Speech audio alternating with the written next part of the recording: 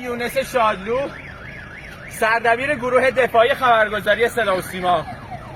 در این چند سال در تمام عملیات‌های وعده صادق جلوه اقتدار ایران و شکست هیمنه رژیم صهیونیستی رو به تصویر کشیدیم. اینجا سازمان صدا و سیماست، مرکز فرماندهی جنگ رسانه ایران و مرکز به قدرت کشیدن تصویر اقتدار ایرانی و ایرانی جماعت و شکست هیمنه رژیم کودک کش صهیونیستی. من نمیدونم چند تا از همکارام داخل بودن، من طبقه اول بودم بمباران شد. نمیدونم چند تا از همکارام شهید شدن، نمیدونم چند نفر مجروح شدن. گفته بودن تخلیه کنیم منطقه اسرائیل، اما همه تا آخرین لحظه وایسن تا تصویر اقتدار ایران رو به جهان نشون بدن، چیزی که رژیم صهیونیستی نمیخواد.